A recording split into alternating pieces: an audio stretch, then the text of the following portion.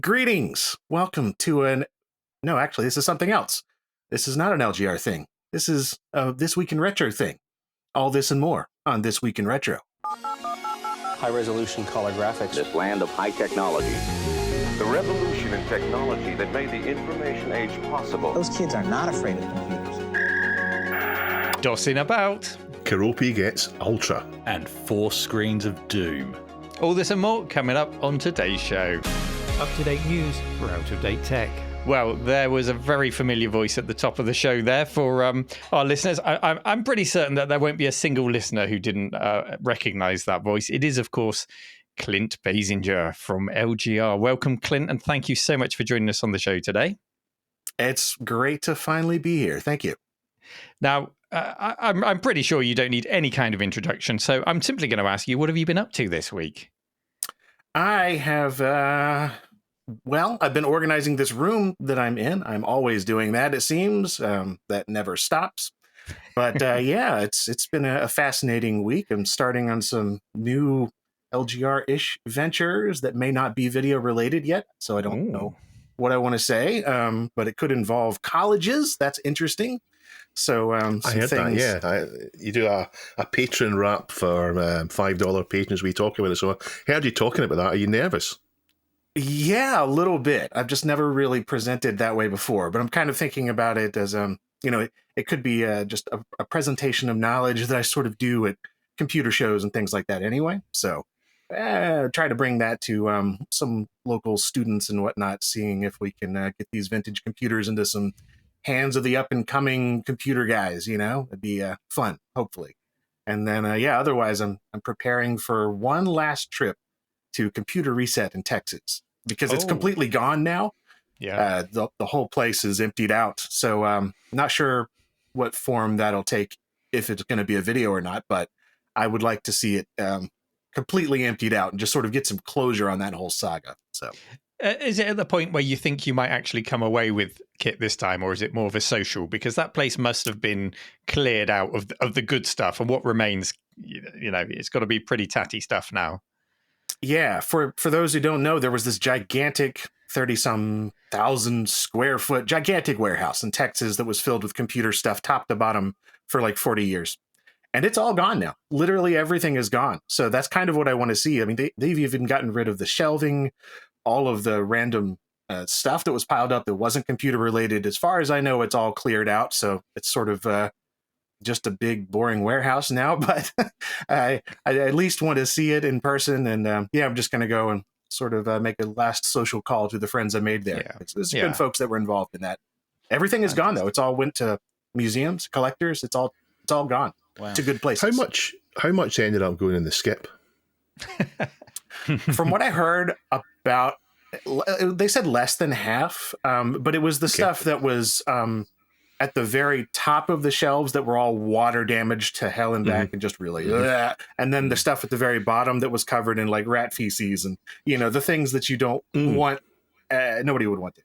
So, they said, anything that was half salvageable went to either a collector or a museum. So, wow.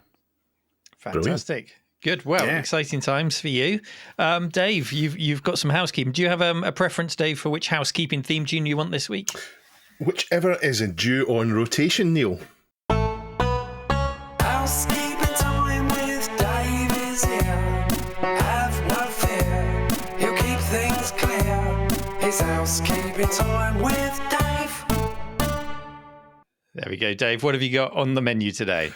So first today, one of our frequent contributors, Happy Coding ZX, and a few of his friends who also make homebrew ZX Spectrum games, have put a digital box set together for charity. 5 games, Roust, Asteroids RX, Ches Maxim, Nixie the Glade Sprite, and Nixie and the Seeds of Doom, plus some artwork together for victims of the earthquake in Turkey and Syria. All of the proceeds for this will be going directly to that. So there's a link in the show notes for that. It's only a tenner, and it's going to a good cause. We have 5 new patrons this week. Thank you very much to those patrons who have signed up this week. That's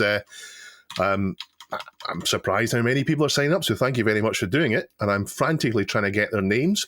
So thank you very much to Richard. Phil. You've got them. Did I get away with it up to the point where I said I was doing it?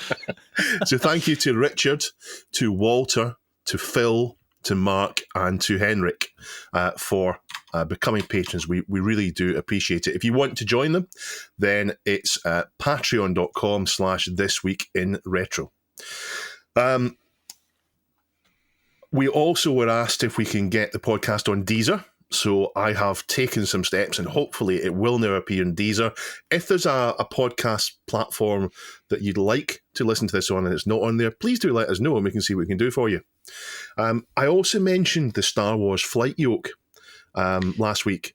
Not just last week, Dave. In my DMs on my Discord server, you haven't shut up about the flight yoke. Have you sorted out the flight yoke? I have bought the flight yoke and I bought the stand for it, so I'm definitely getting it. Glenn's Retro Show. I actually asked the guy about it and about shipping to the UK and so on. He told me they've got a code on just now for 30% off, so I couldn't resist. Holiday 30 if anyone's going there. Link in the show notes. Me, yes. Yeah, I've got a note here just to say we've got a couple of events coming up at the Cave for those of you who are lucky enough, close enough to be able to come and visit. One is the Ted Dabney Experience, which is a wonderful podcast. If you don't already listen to it, please do go and sign up to Ted Dabney. Ted Dabney, of course, one of the co-founders of Atari. It's all about early arcade games and interviewing the people that created those arcade games. They get some great guests on that show. They're actually coming to do a live event at the Cave, so you can get tickets now to come and join us for that. We've also got an event next week for half term. Much like Clint, I've got to stand up in front of people, but this will be 8 to 16-year-olds to teach them about the history of video games using the exhibits in the Cave and in the arcade as well, and hopefully keeping them interested enough to listen, but with loads of gameplay thrown in as well to keep them engaged. So if you want to come along to that, we're doing that. I'm pretty sure that if that goes well, that can just become a kind of talk that we can recycle and use at half terms and, Sundays and things like that, and keep the kids interested. So I'm looking forward to taking myself out of my comfort zone and just testing myself and seeing how that goes. And we do have another event this Saturday, but that is the day that the podcast goes out. So right now, when this goes out, Hoffman is in the Cave. I was going to say spinning the 1s and 2s, but you can't really spin an Amiga 600. That's what he DJs with. Dave can probably find a way to spin an Amiga. Yeah. So we'll be having a rave in the Cave at the moment this goes out. That's all my housekeeping, Dave. Retrocollective.co.uk if you want to come along to any of those, and teddabneyexperience.com for their podcast. I think our first story is very definitely in Clint's wheelhouse. It's all about classic PC emulation, and it was submitted by listener Rock Skull, who links us to a Linus Tech Tips, video covering this. And in his words, careful. I know, I was stumbling over those T's.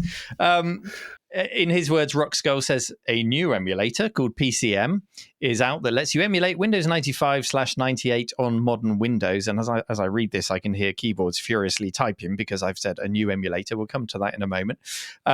It can emulate Windows 98, 95 on modern Windows and Linux as if the hardware existed in your machine. This helps to work around the need for an older PC to play some of the older Windows games without needing the actual hardware. The YouTube video does point out that DOSBox is better at a certain point, but it's nice to see a solution for the mid to late 90s PC gaming where you don't need someone to re-release the game on GOG to work. So, as I said, I hate to break it to you, Rockskull, but PCem, it's not a new emulator. Its development does date back to 2007. So this isn't breaking news, but I picked it out because it's just a topic that I'm happy to discuss. I don't think we've talked about it a great deal on the show. And as I said, I think it might appeal to Clint. He might have something to say on the topic.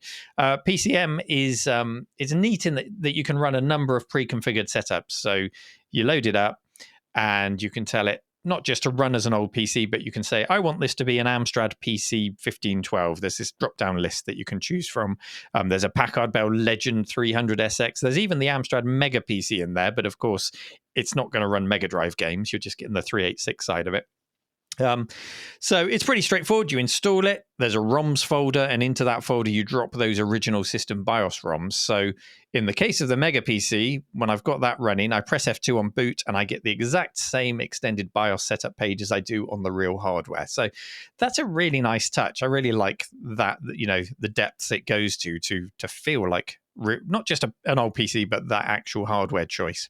There's also options for Sound Blaster cards, the Gravis Ultrasound. Right, let's get this right from the start. Gravis or Gravis?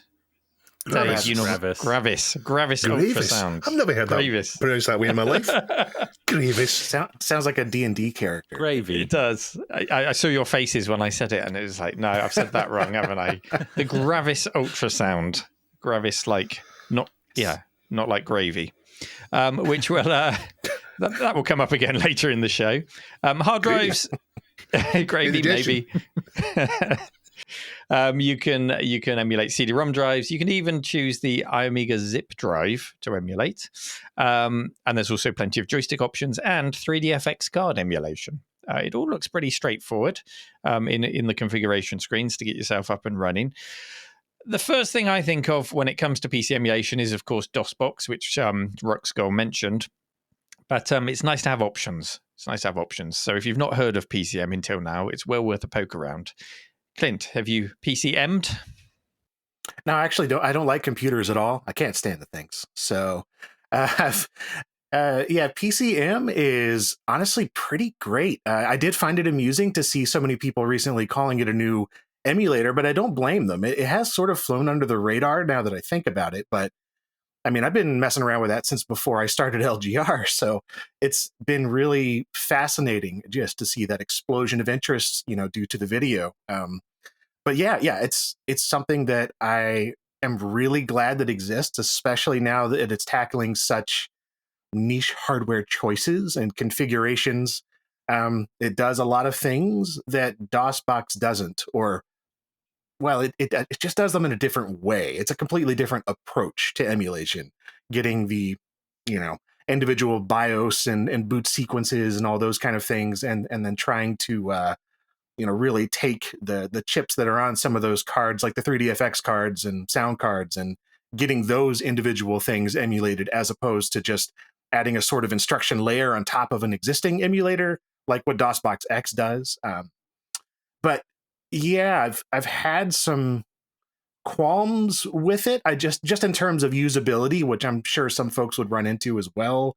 They mentioned some of this in the video in terms of being able to get files on there. It's not nearly as easy to do that as it is with something like DOSBox, because you have to set up, individual ISO files or hard disk images and things like that. And if you're familiar with, VMware Player or other virtual machines, that's not a big deal, but there's an extra layer to deal with in terms of transferring data, unless you start messing around with some, in-system networking and things. But it's just a different approach, and I really appreciate it for that.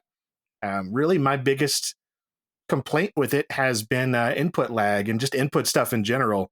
It's hard to get certain peripherals going, and I've never really felt, at least in Windows 95, the whole 9X range, I've never really felt like mouse input to be as smooth and responsive as it is on real hardware. Using them side by side, I can feel a real difference, and maybe it's just in my mind, but I can feel there's not quite a one-to-one connection. But maybe I'm doing something wrong there. But I think it's great. Awesome. Yeah, I remember just mentioning transferring files I remember the first time I used DOSBox, and it popped up and it said, use the mount command just to mount a folder on your local machine. And it's like, what, it's that simple? I can just access my local folder and run files directly. It's a brilliant feature. Dave, how about you? Have you PCM'd? Yeah, I have. I was really taken with PCem and 86box, which is I believe a more accurate fork. It's even harder on your system to run. So unlike DOSBox, which emulates the kind of end result, they emulate the PC from the ground up. So you could build, what I like about it is you can build PCs virtually in it. You can choose the configuration of your PC the same way that you might do if you're building a PC by hand. And you get pretty close to having the actual machines. I used it first for X-Wing because I couldn't get DOSBox to do X-Wing and to do TIE Fighter just quite right. It weren't quite right. And I managed to get an analog joystick working on it. I don't know about input lag. Maybe I'm now at the back of my head thinking maybe I'm better at it than I was playing because of this input lag. Maybe that's there. But well, that's a DOS game as well. I haven't really noticed it in DOS. Yeah. I've only noticed it in like an OS, like 32-bit OSs. So I've got you. Yeah. Now, DOS gaming, as I've controversially said before, but I am right, is the absolute best period of gaming. No question about it. I don't even think it gets enough attention. Although lately that seems to be changing. In the UK, certainly. And in the US, you've got giants on YouTube championing it like Clint here. But GOG Business is built on packaging up DOS games with the PDF manuals and a DOSBox wrapper so you can easily play them. So you can't say anything bad about DOSBox for that. I mean, what GOG have done with DOS gaming, they've brought it back for a whole load of people because it's so much hassle. And you talked about the difficulty of using PCem. PCem isn't easy, certainly not to get started. If you want to quickly play a game that you haven't played in 30 years, and you say, I'll grab PCem and do it. No, you won't. You'll spend 45 minutes before you get into it. But once you're in, it's good. But what GOG do is you can pay £2, £3, whatever, and be playing the game 5 minutes later. But don't forget ScumVM. ScumVM is another way of doing a lot of old DOS games, and it's where ScumVM does it. I probably would choose ScumVM to play those games. I think it does it the best way. But I actually don't tend to emulate PCs anymore. I've got a set of 5 PCs, which I'll mention later on, that I think do everything. Chris, have you played any games? Ever? Ouch! Oh, even Clint's in on it. Putting the boot in. That's not good. Anyway, yes, I have played plenty of, especially DOS games, Dave. Funnily enough, but I'd not tried. I mean, we've mentioned, this is not new, but there are people out there that didn't know about PCem, and I'm one of them. Funnily enough, I'd not heard of it. So this is great. So I'm definitely going to check it out. But personally, I do love GOG. For the very reasons you just mentioned, Dave. I just find the GOG installers just work. Ironically, I didn't discover that myself. It was actually my boys, Luke and Zach, that put me on to GOG in the first place. But yeah, even X-Wing, as you've already mentioned, I found that just worked flawlessly straight away from the GOG installers, which was great. I have played about with DOSBox when I first sort of, got back into all of this, but I always found myself, because obviously in DOSBox, you can up cycle the speeds, if you think things are running a bit too fast or a bit too slow. Yeah, it's not great though, is it? No, it's not. And the more I toy with that, the more I find myself second guessing whether or not I'm actually playing things at the correct speed. So it's a nice feature, but it kind of messes you up as well. So I also have gone down the route of, mainly because they're so easy to get hold of, fairly cheap at the moment. So I've got a 386 DX with 4 meg of RAM for DOS 6.22 and Windows 3.1, and that's really to sort of simulate my first PC. That's why it's that particular spec. And then I've got an iron. Is this the one you drop it to reset it? Yes, no, I've fixed that now using sticky tape. And I've fixed the internal speaker by making a speaker grill out of gutter guard. It's it's the most Aussie PC you'll ever see, I think.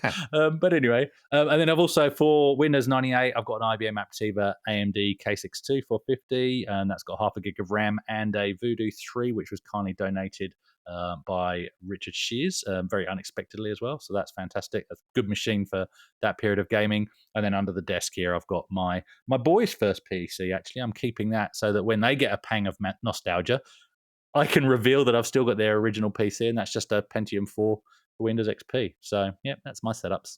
Fantastic. Yeah, I have to agree. I do like the way GOG do things as well. I'll just point out ScumVM is not an emulator, which I know you know that, Dave. I'm just making it clear before the comments section fills out. ScumVM is not an emulator. I'm going to go off on a complete different tangent now, because GOG, it just reminds me of Gogglebox, and I need to know if Gogglebox exists in the US. Do you know what Gogglebox is, Clint? I have not heard of that. It's a TV show where you watch people watching the TV. No. All right. Why not? Why not? Go for idiots as well. We get it here as well. We gotta fill that programming somehow, right? So. Okay, so I think what we've learned today in the fact that Chris, you'd not used PCM and Ruxgo hadn't come across it before, that we need to adhere to the golden rule of IT, which is never assume that others know what you're talking about, even if it's been in your selection of tools for over a decade. There are still new people out there who need to discover it. So hopefully we've pointed some people in the right direction today to try it out. As have LTT. I won't try saying the full name again in case I trip over those words, who have certainly raised awareness of it. If you want to go and try it out, links are in the show notes. And allegedly on GitHub, all of the BIOS files for all of those systems are just a search away. Allegedly. We are sponsored, thank you very much, by Pixel Addict Magazine. Pixel Addict Magazine is a monthly magazine available in shops, even in the United States of America and Australia, which covers a variety of retro topics. Clint, have you ever seen Pixel Addict? I have seen it. It exists for sure. Yeah. We're so good. Once again. It's good. It's good that we sponsor something that does in fact exist. That's a good start. Yeah. I mean, look, it's accurate. It's to the point. I mean, you know, there's a reason I don't do sponsor segments myself. Shall we do that one again? No, I think that was spot on. I think that's perfect. Spot on. No, I read it. Chris reads it. Neil reads it. Clinton might now read it as a result. Jonah will send him a copy. Has a new one come out, Dave? Has a new one come out? No, since we last... new one has not come out yet. It's not come out yet. It's only been 3 weeks. Okay. I think we've still on exhausted the cover stories in our sponsorship slots. We need them to bring out a new one so we've got something new to talk about in our sponsor slot. I'm still waiting for the issue There's before. plenty in it. That's not their fault. That's the local shop's fault. But I'm still waiting for the issue before. So you'll know when I'll get it because I'll be excited. Hey, Dave, if I wanted to buy Pixel Addict, where would I go? You would go to W.H. Smith's, Neil. Yes. Pixel.addict.media if you wanted to buy the PDF copy or subscribe to it to get it delivered by post. And also in various different news agents worldwide. Thank you very much, Pixel Addict. And again, our apologies for a terrible sponsor slot. Nailed it. On to my story. Thank you for Reese, Controller Reese, for submitting this. We have covered a few sound cards on This Week in Retro. I talked about the MK8330 in episode 85, and then in episode 86, which was the Kangaroo in the Cave special, I previewed the Orpheus 2. So that was exactly 6 months ago, and they've finally gone on pre-sale kind of thing, and the details about them are finalised. Now, I'm super excited about this for a couple of reasons. The first reason is the card itself, because I think it's perfect. It does it all. The second reason I'll come on to it's basically because it's the final piece I need. Well, maybe not the final piece, but I think it was the final piece until about a week ago that I need for the set of 5 PCs that I've been building that I wanted to be perfect. Now, the original Orpheus was an ISA sound card for DOS, and DOS sound cards need to be ISA to work properly. The Orpheus uses a crystal chip, a Yamaha YMF 289B, which you'll know is an OPL3, as well as a built-in PC MIDI card, which is a Roland MPU 401 compatible, which of course you need for many MT32 DOS games like Ultima 6 or some of the Sierra games, etc. And the card meant that you could get the very best out of nearly every DOS and early Windows 95, etc. game. So not only did it do the Sound Blaster Pro, Windows Sound System, MIDI, etc., but it was designed in a way to minimise noise and interference, the thinking noises that our PCs used to do. Along with it came a bit of proper DOS software and some functional Windows options, and also digital sound output if you felt that was going to improve things. And now, 2.5 years later, after the first Orpheus, it's been enhanced. The drivers are improved. It's now better in Windows. But the main addition is incredible. It's a full-on Gravis ultrasound P&P. The Gravis ultrasound is kind of like the Voodoo card for sound. It was one that everybody wanted at a certain point. It was expensive, it was great, and it opened the door for more things, but ultimately it fell away to the not quite as good Sound Blaster, although of course that went on to greater things afterwards. Gravis ultrasound cards are super expensive. Think hundreds of pounds or hundreds of dollars if you're foreign to get one. And they're not a universally suitable sound card. They're great for Gravis things, but trying to do them with Sound Blaster, not so good unless you get the kind of later, I think it was the Gravis, was it Extreme? I'm not sure the name of it. I've forgotten. There was Extreme, one, yeah. Yeah, the one that had the proper Sound Blaster in it rather than trying to do it through a driver. It was that ESS audio drive chipset that it had on that one. Yeah, so by adding that on, it made it into a proper sound card. I think they'd finally accepted that Sound Blaster was the standard. A proper sound card, did you just say? It made it to a proper sound card. Well, if you had the Gravis Ultrasound initially, it was great. But then as people moved on, Clint's got an ATI graphics card, haven't you? Oh, yeah, definitely ATI. So yeah, this is the one that it's based on, the ultrasound plug and play. So yeah, not that you can really see all the chips, but there are no Sound Blastery things on there. Yeah. So it's just this and a bunch of RAM. Yeah. Beautiful signature red PCB. It's gorgeous. Yeah. That's what I meant by ATI, because they use the red ones as well. Yeah. Those Canadians, they love their red. Yeah. So the Gravis Ultrasound was great for Gravis Ultrasound stuff, but for Sound Blaster stuff, it wasn't so good. But this card means you've got the Gravis Ultrasound when you want, plus the Sound Blaster, plus the OPL3, plus the MIDI. So it's ideal. The only thing I don't think it does, in fact, I know it doesn't do, is AdLib Gold, but that's even more niche. You've got AdLib Gold, I'm sure, haven't you, Clint? I've had a couple come through my hands, but I never hold on to them. Yeah. They're too valuable, so they always get, somebody wants it back. Now, I never had a Gus back in the day, and I still don't have one now. I don't think you've got one in the cave, Neil, but what do you think about them? No, I don't have one in the cave. I'm gonna try and explain my Gravis thing earlier.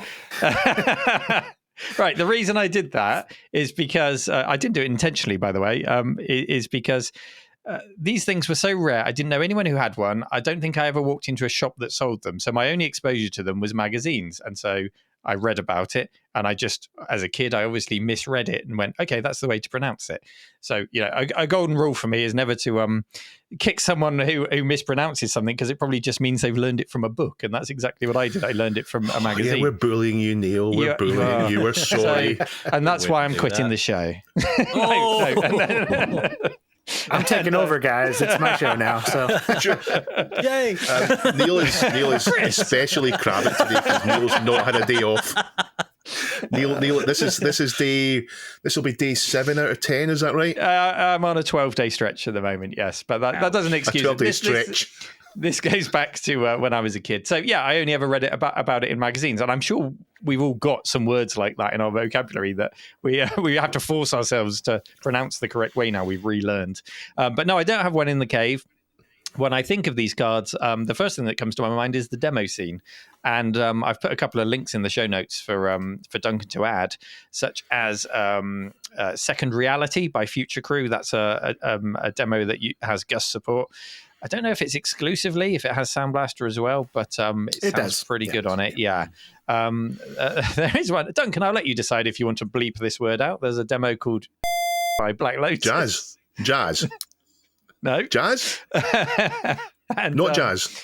Not jazz. Pretty good soundtrack. I mean, it's called by Black Lotus. And a lot of these soundtracks are really reflective of the 90s rave music. And they're just absolutely banging soundtracks. I love them.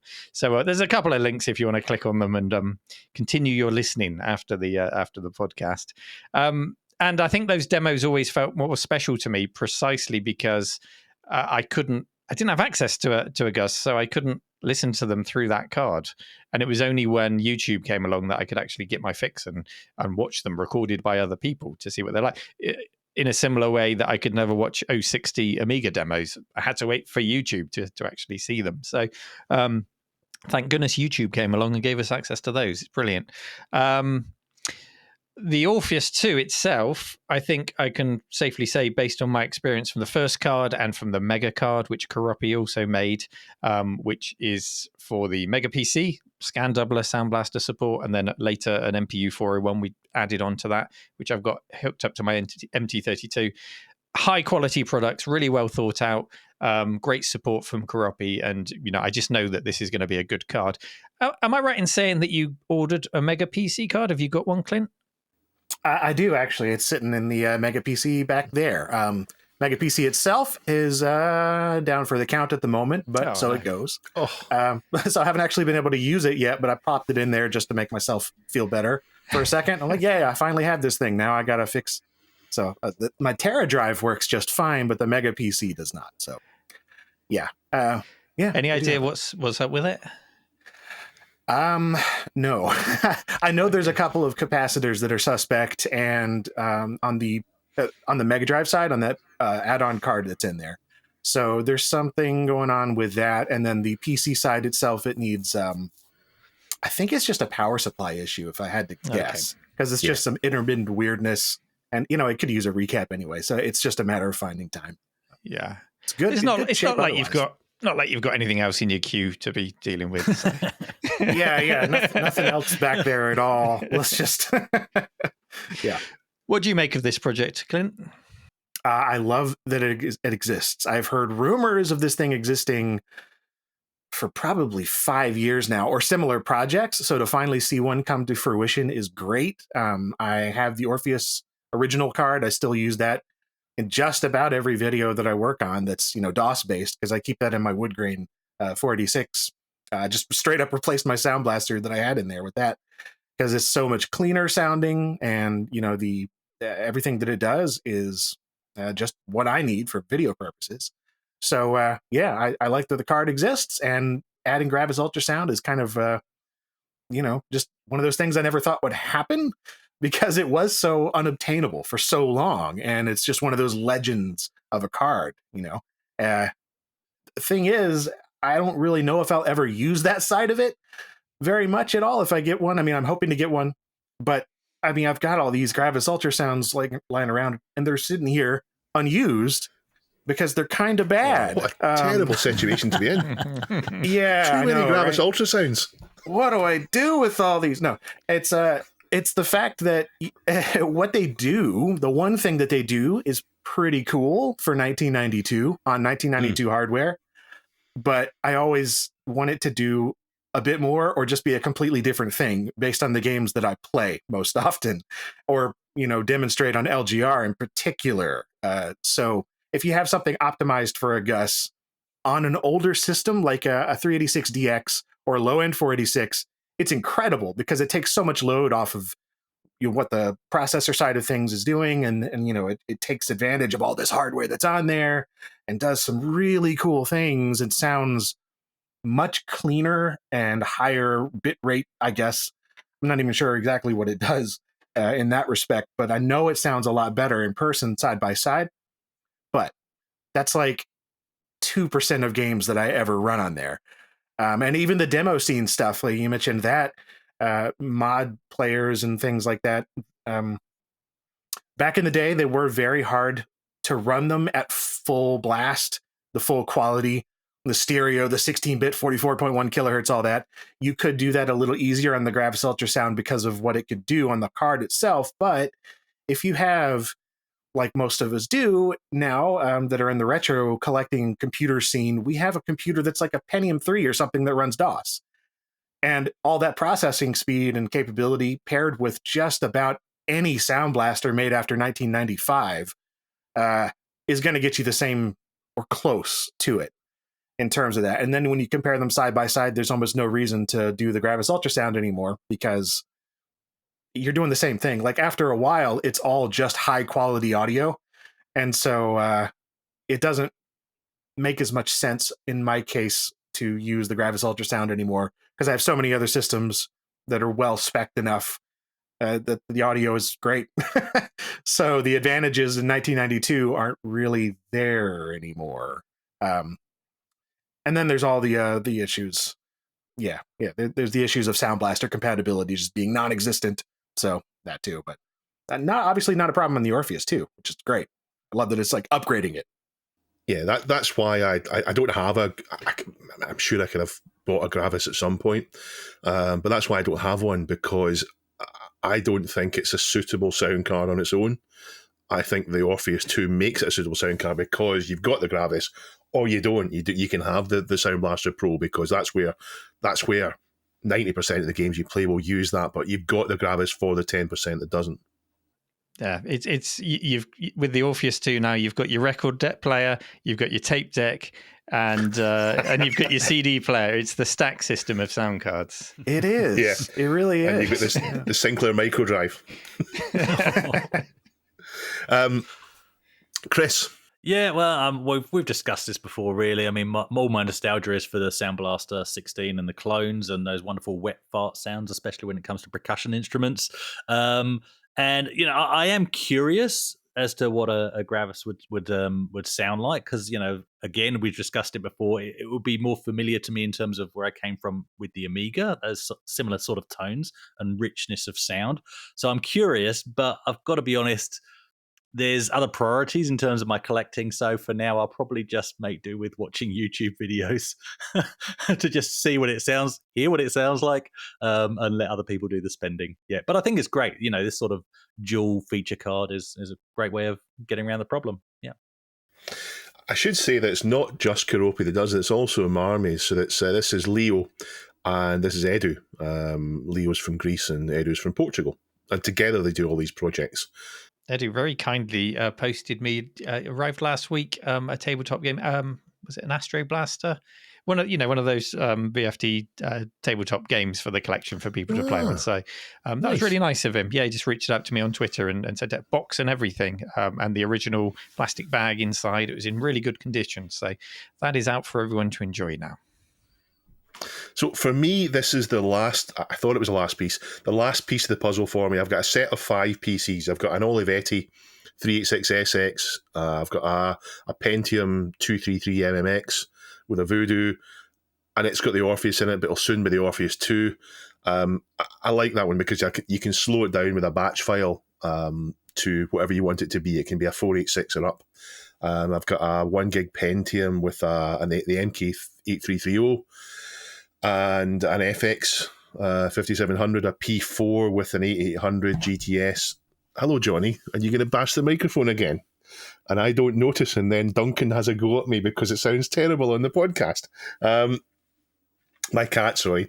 I've got the AMD X6 with a 750 Ti and a Zone RS, and they're all connected up to the same 21-inch Ilyama, and I don't know if that's pronounced correct, Ilyama CRT speakers, keyboard, and mouse, and they're all in really nice cases. I'm really proud of that setup, and I'm nearly finished.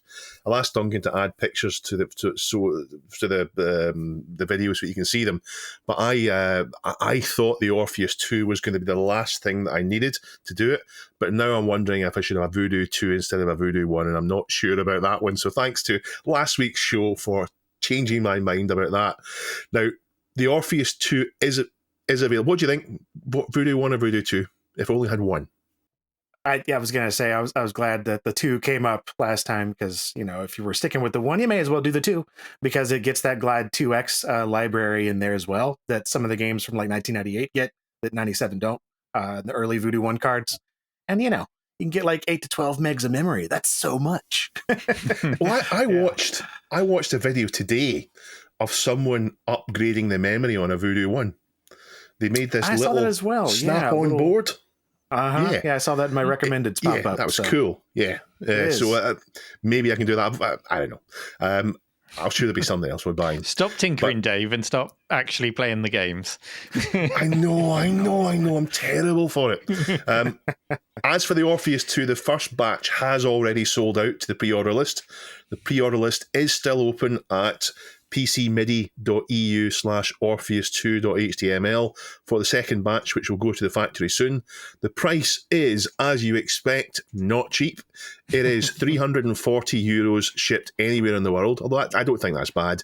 And if you want the same card without the Gravis ultrasound part, then it is €210 shipped anywhere worldwide.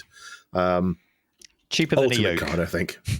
Cheaper than it is cheaper than a yoke. And have you ordered Monkey Island yet, Neil? No, I've got until the end of February to get my order in, but I'm still trying to build up the courage. One day I'll just do it.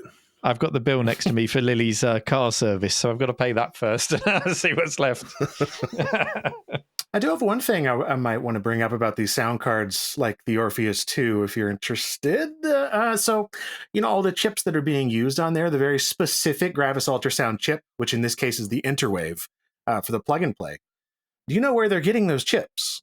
Yeah, I've spoken to Keropi about it, and basically what they do is, before they make any noises about doing a project, they get hold of the chips.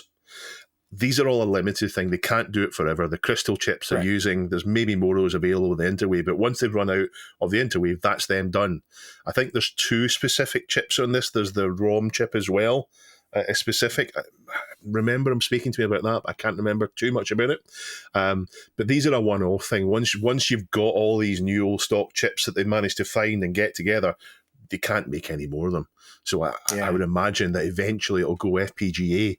That's what I was going to say. I'm really hoping for that shift eventually, because, there's always a part of my brain that says, man, I know some of these, not necessarily this project, but some of them are taking the older cards, stripping them down and turning them into something quote unquote better. It's not an original 90s card anymore, obviously, but at the same time, I also think, well, if these older cards that weren't being used anyway, and now they're going to be repurposed for this enthusiast clone card, I always go back and forth on the sourcing of old chips, like just because I know that there's a bunch of in some previous projects there have been cards broken down that I would have been like kind of like the original one too, just for the historical factor. But I don't know, the fact that it's being repurposed is good too. So I know that the AWE one.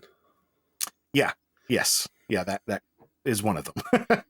I have a feeling that as the supply chain issues start to ease for things like FPGA chips, we're going to see a flood of projects coming forward. I think I'm looking forward to seeing what appears. There is also the Pegasus project.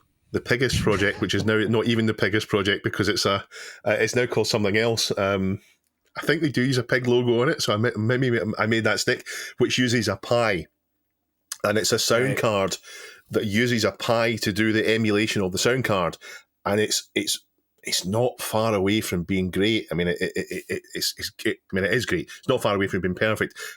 You send DOS commands through to the sound card, and it configures the Pi on the spot to be what you want it to be, including a Gravis ultrasound. So that's not far away from this.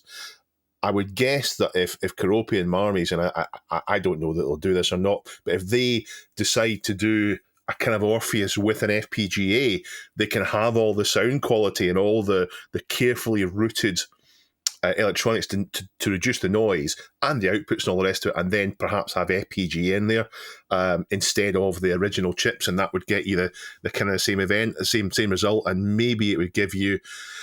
Maybe you could send commands through and say, right, today I want you to be a Gravis ultrasound, or today I want you to be a Sound Blaster 16, whatever. So maybe that'll eventually come. I don't know. But for me, I think this is good enough. I don't think there's anything I want other than the Orpheus 2. That I don't think there's anything that'll come along that'll think that for me it would be better. I mean, the AdLib Gold would be good for like one game for Dune, but that'll be it.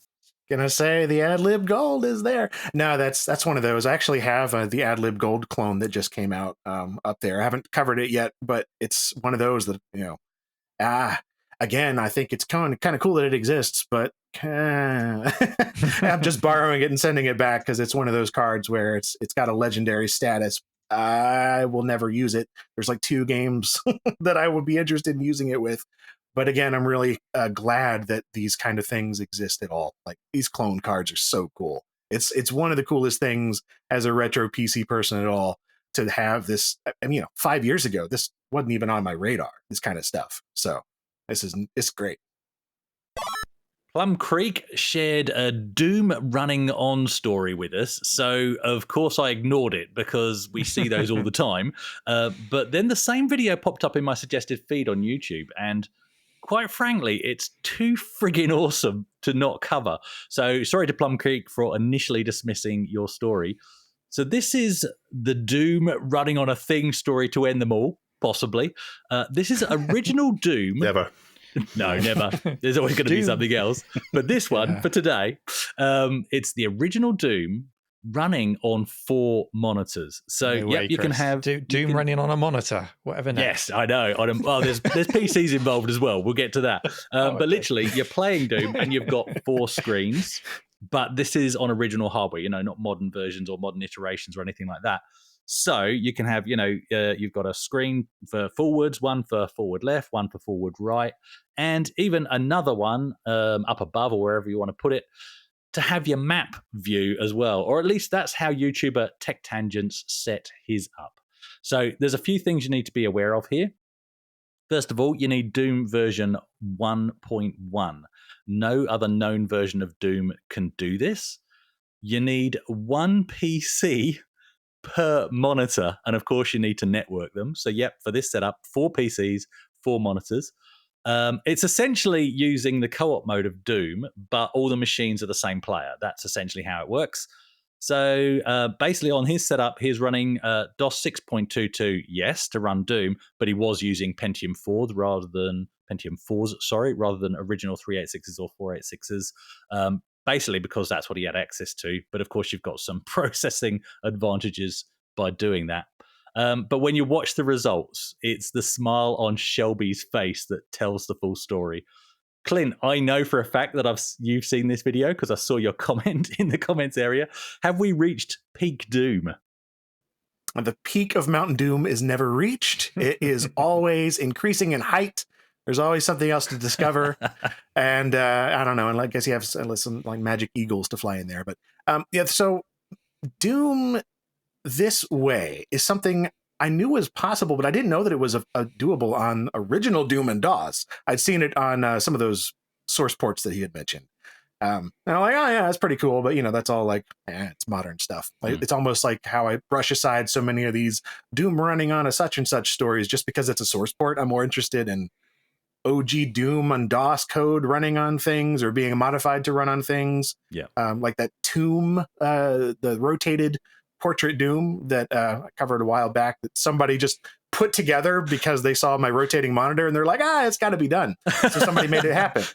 And, that was DOS Doom as well, but modified. Yeah. So the fact that this was doable theoretically in 1993 on 1993 hardware is insane. I really had no idea that it was in some original version of Doom. I really thought it was just something that people added in later because they could in a source port. But Carmack, what in the world? I don't know what that guy was on back then, other than just like extremely smart-brained thought patterns and just holy crap. It's really neat to see. So, Chris, is the 4-screen limit in this demonstration limited by the game or just by the number of systems that he had available? Could you do an 8-screen version? That's a very good question. Yeah. Shelby did mention that it was limited by the game because there's only 4 players in co-op mode, and it relies on the co-op netcode in Doom 1.1, which is limited to 4 players. So, sure. Yeah. Got it. But I guess you could, like, I don't know. I haven't messed with it yet myself. I hope to, but I'm curious if you could add like a 4th viewport that would make any sense. I guess it is just limited to front, left, and right. And then he just used the map as the 4th one. Yeah, I was wondering if you could have like a rear view. I don't know, like a like a rear view mirror, so to speak. Yeah, just sort of adjust your Doom mirror up there. That'd be kind of cool. Running up on you. Yeah, right. You could just see things behind you, have like a supernatural sense. Literally put it behind you so that you have to crane your head like VR. Yeah. That would be so good. That is good. Yeah. That would be sweet. We want this to happen. He never thought about that. Position the monitors. He's got it set up so you're looking straight down a tunnel on it, but you could have put it so the monitors are on either side so you could turn your head to see. Oh, yeah. And then play it with the steering wheel. Wouldn't make a good video. Play it with a steering wheel. Oh, no. No, play it with a X-Wing yoke. A yoke. That's a yoke. Yes. Why would you not? Dave, on the X-Wing yoke idea, what are your thoughts on this? Well, I want to know how much it would cost at that one window of time where you could do this, which is between Doom 1.1 coming out at the end in 1993 and Doom 1.2 coming out in February 1994. So pretty much January 1994. P66 is as fast as you go. The Pastor Pentiums weren't out yet. The X4 wasn't out yet. So 4 P66s, because you'd want it to be fast because they're all running Doom. And remember, Doom chugged along on period hardware. you were It okay was on only a when you got 486. 486DX had to be. I'd want faster, but it certainly looks good. But how immersive is it? How immersive is it actually with that going on? We've had arcade games with several machines and some flight sim setups, and Neil, I know you would love to have those flight sim setups with all those screens. But does the networking lag make a difference here? Because it's all done networking. You're really seeing it's just replicating the same thing on each instance of Doom, but changing the camera angle. So does the network lag make a difference? But I did think, at least in 1994, there wasn't really any gaming hardware around for PCs. It was just a PC that ran it, because the graphics card was more or less just any VGA graphics card. You'd need a sound card, but you could use an Office or a computer lab PC for all these. So this is maybe possible. Anyone who had access to an Office with 3 or 4 PCs in it could grab them together and do it at night. So it's pretty cool. Neil? PC speaker is always an option, Dave. PC speaker. Only if you route it through your sound card. Yeah, I think on the networking side of things, I think it would be fine, because it's set to run also on a serial cable. That's how we've got it on the cave. Now, obviously, you can only link up 2 machines in that way, but even that can handle the data for a death match between 2 machines, because all the processing is happening on the local machine. So it's just positional information that's going back and forward, isn't it? So I'm sure that will be fine. There was another Doom-related submission on the subreddit this week from user Keropi, who submitted the website canitrundoom.org. I don't know how old this website is or isn't, but it's just a great big list of things that can run Doom. From the more recent pregnancy test to scientific calculators and everything else in between. So it's worth having a little look at. Dave, you touched on exactly what I think this setup reminds me of, which is flight sims. You know, this is how an old flight simmer might have their rig set up back in the day. I don't know how far back Microsoft Flight Sim had network support. It certainly had it in Flight Sim 98. So you could network them up, and then you could, you could have a room of PCs just like this and screens set up. And it's probably the only genre where adding more PCs and additional fan noise just adds to the immersion. It's fine in a flight sim. Give me more fans. Give me more noise. I always like the setups you see for flight sims, the hardcore flight sim setups, where it's not flat panels. Because mounting loads of flat panels, well, it's not easy, it's not terrible, but mounting loads of CRTs and getting them at the right angle, that's difficult. I think that's real dedication. Real dedication. Have one of those in the cave. By the player, by the wall, holding those things up and the monitor arms. Yeah. There's a lot of work going on there. But yeah, for me, the biggest benefit of watching this setup is the dedicated screen with a map on. Rather than having to hit tab to bring your map up, you can always just look up and see, where you are. See those walls appearing as you walk around. Get the graph paper out. The map. And just as you're wandering around, just draw on the graph paper like it's an RPG. There's a video for you, Clint. Set up a plotter that in real time with a crayon plots the map as you walk around in Doom. Plotter Doom. There we go. But yeah, I mean, I like it. And as I said, it reminds me of flight sims. And I would love to try a setup like this. But there's a lot of stairs and that's a lot of monitors. So maybe not in the near future.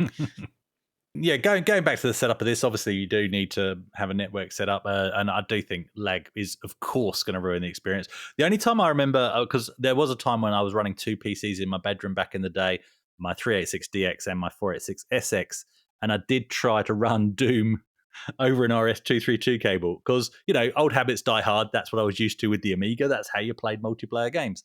And I hadn't learned about proper PC networking at that point. And it was a terrible experience. It really was. So I dare say, even if I did have access to version 1.1 and worked out that this was even possible, I'm pretty sure, for me at least, it would be way too laggy. I don't agree, Chris. I don't agree. You don't agree? Say, we've got a null modem cable linked up between 2 PCs here, and it works absolutely fine. They are on DX4100s. So if you were on a 386, maybe you were struggling a bit with That's that. what I'm saying. Yeah, between a 386DX and a 486SX, it really wasn't a pleasant experience. Even not networked to 386 is laggy playing Doom. Yeah. Yeah, it is. Yes, yeah. And that's probably what was throttling the 486. Maybe it was being held back. Yeah, the lack of communication. I've tried that kind of a setup between one of my NCR 386 and my Woodgrain 486 at one of the shows that I was doing. I tried that setup with just an IPX serial kind of thing going on, and there was way more lag there compared to when I hooked the 486 up to a Pentium machine. Yeah. They were just fine over serial. So I think it really just goes on whatever is the slowest one. Yeah, it or must do. Yeah. perhaps like there's just a bit of reaction time difference there between the two. Yeah. So. Yeah. So I don't think it would have worked for me back in the day. But it is just an awesome thing. And it shows how forward thinking Carmack really was. Multi-screen gaming in a first-person shooter in 1993. It's absolutely insane. So do check out the original video on Tech Tangents for the backstory and all the details on his setup. Links in the show notes, as always. Time now for our question of the week. And, we've got another very special guest to read out the question. I'll let you guess who he is. What is the question this week? The question is, if you could tour any famous tech or gaming celebrity's house, whose house would you visit, and what would you expect to find there? That's annoyingly perfect. And he's gone, and Clint has come back. So just a brief visit there from the Duke. Question just of the week. Creeping into different people's houses, seeing things inside. What do you got in there? Oh, we could just do this for the rest of the show. Oh, please. I know. We should have Duke on for the whole episode. Start again. Let's do it all again. This week in Duke Nukem, we've got retro stories. Clip these, Duncan. Clip these. Yes. I was pleasantly surprised by all the answers because I thought I'd set a bit of a weak question of the week last week, but actually there's lots of great answers. So thank you everyone for taking part. I'll read the first one out. In fact, I'll read the second one out because I'm pretty sure we suggested the first one. Somebody mentioned it, which was Richard Garriott. I'm expecting a castle, a moat with a submarine in it, and possibly a space rocket in the back garden. That's from Netizen Smith. But I'm pretty sure that was the example Chris came up with maybe last week. Or maybe Ian. No, it was Ian, wasn't it? It was Ian who came up with it. So on to the next one, Starcade 2084. I'd like to visit Dave from This Week in Retro to gaze upon his many boxed Ultima games, share a Scotch egg or two, and give his cat some scritches. None of that sounds creepy or stalkerish at all, he confesses. So, Dave, how do you feel about that? Is there an open invite to come and see Johnny and have a Scotch egg with you? Not for everybody, but for Starcade 2084, yeah, sure. Good. Okay, sure. So Dave's address is in the show notes. Pop round anytime. We just doxed Dave all of a sudden. Clint, the next one is Salem OK, if you'd like to read that one out. Yeah, Salem OK says, I'd love to visit Jeff Minter, the yak himself in Wales. Would love to hang out with him and his llamas and listen to his immense wisdom llama emoji. I didn't even know there was one of those. It's a great answer. Jeff Minter's a bit of a legend here in the UK for his games. Is he as well known over there? I don't know, but I've always been a fan of his. Like I was when I was first getting into collecting on the Atari 2600, looking at some of those, just the games that were inspired by things. Then I ran across Lamatron, and I was like, oh, okay. And that one he did that was based on The Empire Strikes Back. I forget which one it was, but with the camels, mutant camels, Attack of the Camels, something like that. Yeah, Attack of the Mutant Camels and Revenge. Yes, it was those two that I ran across, and I've kind of just followed his work ever since, doing everything from Tempest 2000 and the more recent-ish things he did. And I think the Xbox 360, I was really excited to see when he started developing things again for more modern platforms. Just trippy imagery, and then going down the rabbit hole of listening to the guy talk in his interviews.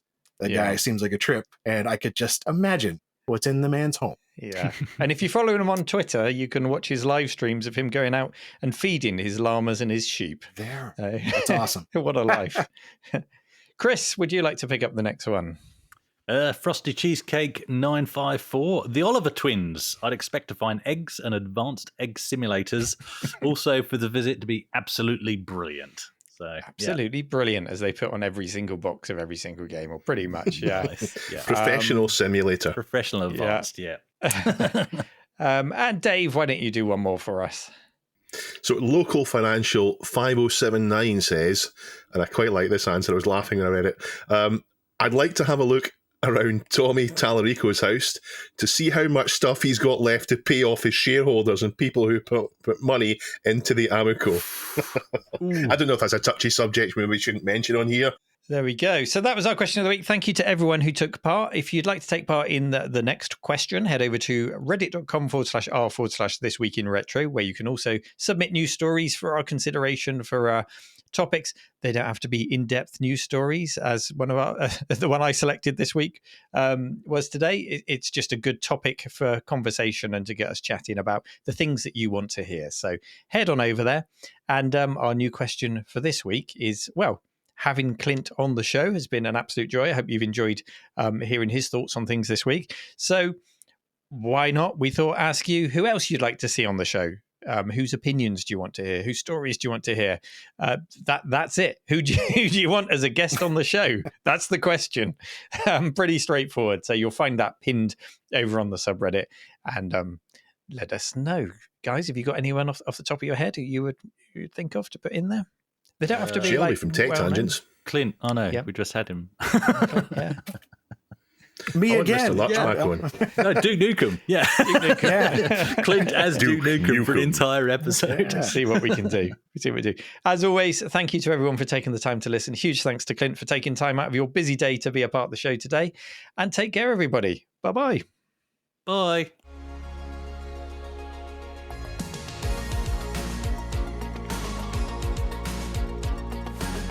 This Week in Retro was presented by Neil from RMC The Cave, Chris from 005 AGIMA, and Dave.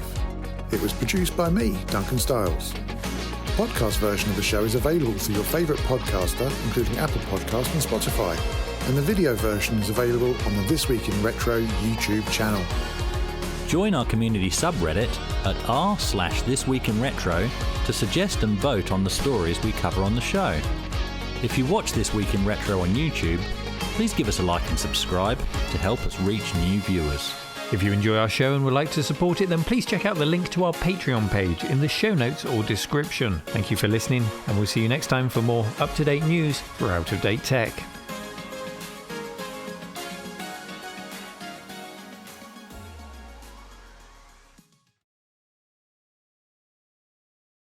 Just creeping into different people's houses, seeing things inside. What do you got in there?